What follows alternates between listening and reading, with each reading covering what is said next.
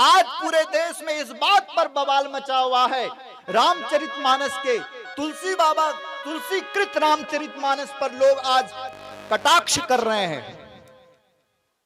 क्या कर रहे हैं? ढोल गंवार शूद्र पशु नारी, ये सब ताड़ना के अधिकारी। देखो, रामचरितमानस में तुलसीदास जी ने घोर अपमान किया है। बोला किसका?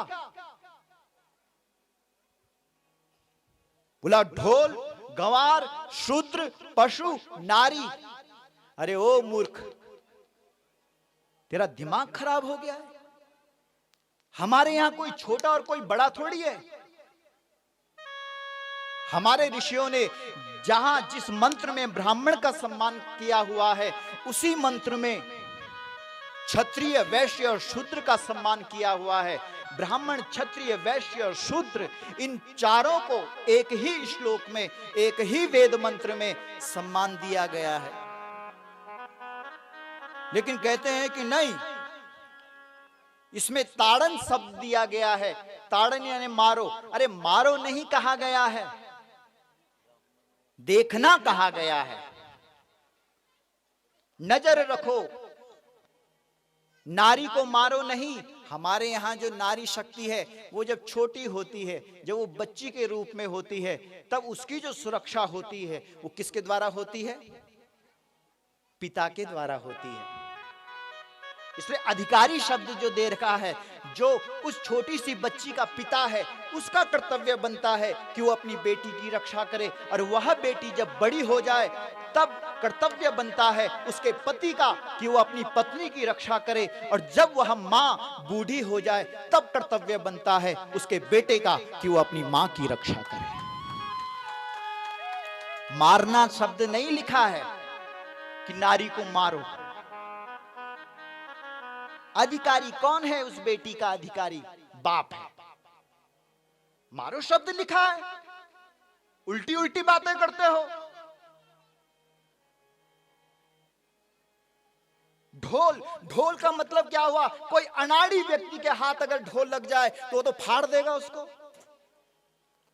लेकिन जिस व्यक्ति को पता है, जो बचपन से देख रहा है कि ढोल को किस प्रकार से कसा जाता है, किस प्रकार से उसको बजाया जाता है, वही व्यक्ति तो उस ढोल को ठीक से बजा पाएगा।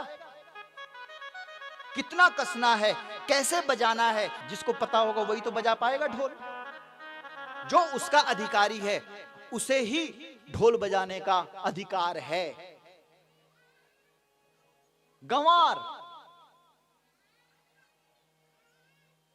कई बार तो माता पिता अपने बच्चों को टोकते हैं, चुप, क्या बोलना चाहिए, क्या नहीं बोलना चाहिए। अधिकारी शूद्र। हमारे यहां जब व्यक्ति सेवा का भाव जब जिसके अंदर आता है, जो सेवा करता है, उसको हमारे यहां सबसे बड़ा कहा गया है। और हमारे यहां इस शरीर में ही सिर को ब्राह्मण कहा गया है, हाथों को क्षत्रिय कहा गया है, पेट को वैश्य कहा गया है और चरणों को शूद्र कहा गया है। लेकिन जब हम आपके गंवाणा में आए, तो सबसे पहले आपने हमारा जो सम्मान किया है, वो पैर छू करके किया कि नहीं किया? किया ना।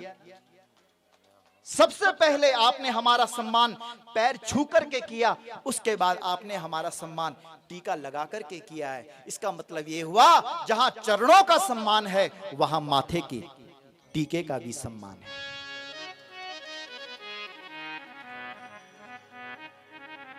इसलिए इस शरीर को चलाने के लिए जितनी आवश्यकता चरणों की है, पैर की है, बिना पैर के कोई चल सकता है? हमारे इसी गांव के जो पूर्व प्रधान हैं गंवाणा के, वो आए थे मुझे मिलने के लिए, जिनके पैर पर चोट है। नयाल सिंह रावत जी, वो आए थे हमारे पास। बोला गुरुजी क्या करें, एक्सीडेंट हुआ, मेरे पैर में दिक्कत आ गई, पैर में दिक्कत आ गई। उनको दर्द है इस बात का। किस बात का? कि मेरे पैर में चोट लग गई है और मेरा पैर काटना पड़ा। लेकिन मुझे बड़ा कष्ट है, अगर मेरा पैर सही होता तो मैं क्या से क्या कर देता। बोलो, एक पैर कटने से पूरे शरीर को कष्ट हुआ कि नहीं हुआ?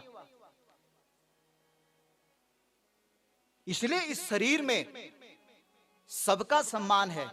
अरे जितना सम्मान सिर का है उतना ही सम्मान पैर का भी तो है, उतना ही सम्मान पेट का भी तो है, उतना ही सम्मान हाथ का भी तो है। लेकिन एक व्यवस्था है कि भाई श्रोताओं को ठीक सामने व्यास जी के इसलिए बिठाया जाएगा क्योंकि उनकी नजर पड़ती रहेगी। कोई अतिथि हमारे बीच में आ जाएगा, उनको कुर्सी पर बिठाया जाएगा। बोलो, डॉक्टर साहब यहाँ पर बैठी हुई हैं, लेकिन उनको पता है कि यहाँ की व्यवस्था ऐसी है कि व्यास जी को व्यासपीठ पर ही बिठाना है। लेकिन इसका मतलब ये थोड़ी हुआ कि व्यास जी बहुत बड़े हो गए। अरे अभी हम कथा कर रहे हैं इसीलिए हम व्यासपीठ पर बैठे हुए हैं, और जब हम डॉक्टर अर्पणा जी के पास जाएंगे तब डॉक्टर साहब अपनी कुर्सी पर बैठे हुए होंगे। देखो हुआ ना, देखो गुब्बारा फटा, बोला एकदम सही। इसीलिए हम आप सभी लोगों से निवेदन करते हैं और उन लोगों को इस व्यासपीठ से ये कहते हैं, तुलसीदास जी की रामचरितमानस को जला करके हिरण्यकश्यपु मत बनो, रावण मत बनो, क्योंकि इस देश में जेहि जेहि देश धेनु दुज पावहीं, नगर गांवपुर आग लगावहीं। रावण ने जो काम किया संस्कृति को खत्म करने का, आग लगाने का, हिरण्यकश्यपु ने भी संस्कृति को खत्म करने का काम आग लगा करके किया। उसी प्रकार से आज भी जो चंद कुछ गिनती के लोग हैं वो तुलसी बाबा की रामचरितमानस को जला करके संस्कृति को खत्म करने का प्रयास कर रहे हैं। हम उनसे निवेदन करना चाहते हैं, हिरण्यकश्यपु और रावण मत बनो, अगर बनना ही है तो मर्यादा पुरुषोत्तम श्री राम बनो। तुलसीकृत रामचरितमानस ने इस देश में जितनी क्रांति पैदा की है उतनी क्रांति किसी और ने पैदा नहीं की। लेकिन हमने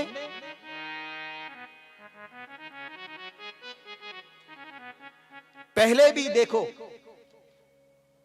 नालंदा में हमारे देश के और न जाने कितनी पुस्तकें और कितने धर्म शास्त्र ग्रंथों को जला करके संस्कृति को मिटाने का प्रयास किया, लेकिन सनातन संस्कृति पर आंच नहीं आई।